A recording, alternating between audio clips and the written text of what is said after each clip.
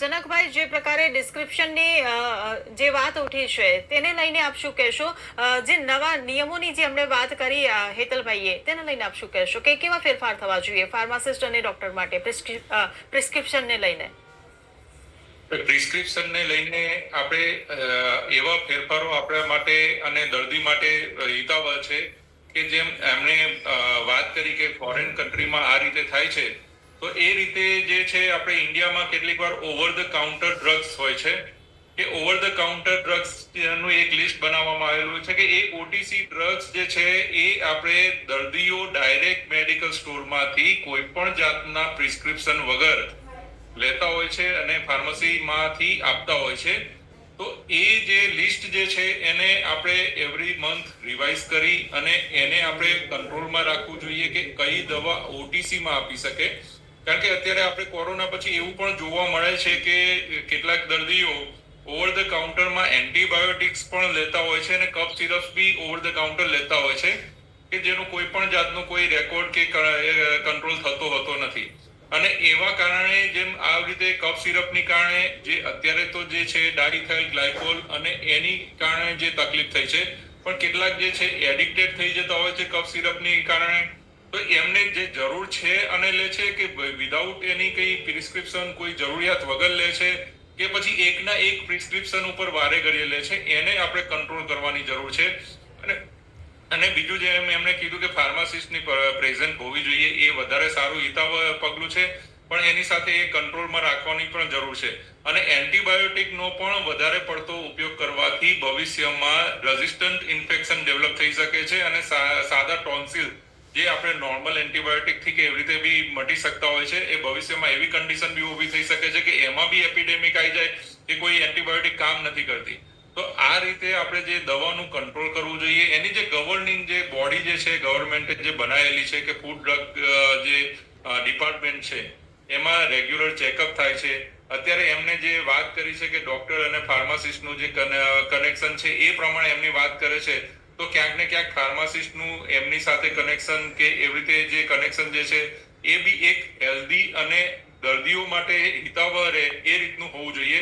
અને દરેક વસ્તુમાં દર્દીનું હિત પહેલા જોવામાં આવે તો વધારે સારું રહે. કે જેમ આ ડિબેટ જે છે કે અત્યારે કે 14 છોકરાઓનો સમાચાર હતો, પછી 23 છોકરાઓનો સમાચાર છે, પણ જે છોકરો જે એક બી છોકરો જે છે તો એક બી છોકરો છે એની ફેમિલી માટે તો 100% છે.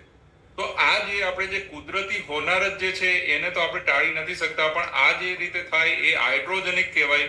અને આ હાઇડ્રોજેનિક હવે ડોક્ટરનો તો રૂલ શું છે કે જે પેશન્ટ એમની પાસે આવે છે, જે એમને સિમ્પટોમ્સ છે, લાક્ષણિકતા છે, જે એમના એક્ઝામિનેશન જે છે, ફાઇન્ડિંગ છે, જે છે લેબોરેટરીના રિપોર્ટ છે, એટલે દરેક ડોક્ટરો 99.99% ડોક્ટરો દર્દીના હિતમાં અને દર્દીને જેટલું જલ્દી ફાયદો થાય એ પ્રમાણે દવા લખી આપે છે. એ જે દવા લખી આપે છે એ દવા જે છે બજારમાં જો મળતી હોય તો એ ગવર્મેન્ટ ઓથોરિટીના કંટ્રોલથી એ માર્કેટમાં સેલ થતી હોય છે, જેનો ભાવ બી આપણે એને નક્કી ડોક્ટર નથી કરતા હોતા, એ ઓથોરિટી નક્કી કરતું હોય છે, કંપની નક્કી કરતી હોય છે.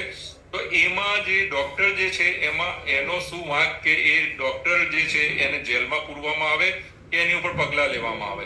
પહેલા એ તપાસ કરવી જોઈએ કે એ જે દવા જે છે એને જો ગવર્મેન્ટે કે પરમિશન આપેલી હોય તો એ પરમિશન આપેલી દવા કોઈ ડોક્ટર લખે છે તો એમાં એ કઈ રીતે એને ઇન્ક્વાયરી બાબતમાં બને છે.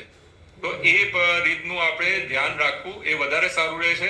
અને એનાથી એક સ્ટેપ આગળ જઈએ તો એવું બી હું કહેવા માંગીશ કે આ જે શરદી, ખાંસી, કફ ને એ બધા જે થાય છે એને પણ પ્રિવેન્શન કરી શકાય એમ છે કે જે આપણે હેલ્થ જે કેમ્પ્સ ઓર્ગેનાઇઝ કરવામાં આવે, સ્કૂલમાં હેલ્થ કેમ્પ્સ ઓર્ગેનાઇઝ કરવામાં આવે, જે આપણે જે ખાણીપીણી જે છે એમાં જો એડલ્ટ્રેશન ના થાય, શરદી ખાંસીનું પ્રમાણ જ ઓછું થઈ જાય, જો ફ્લૂની વેક્સિન જે છે એનું અવેલેબિલિટી સારી એવી રીતે સારી ક્વોલિટીમાં થાય તો શરદી ખાંસીના પ્રમાણ જ ઓછા થઈ જાય, તો આ રીતની કન્ડિશન જ ઊભી ના થાય.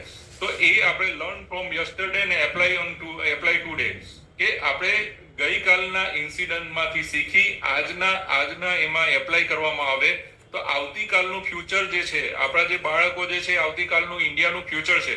તો સંવેદનશીલ બનીને આવતીકાલના ફ્યુચરને આપણે ખાલી શરદી ખાંસીમાંથી બચાવવાના નથી, એને હેલ્ધી બનાવવાના છે, એમને ઇમ્યુનાઇઝ બનાવવાના છે.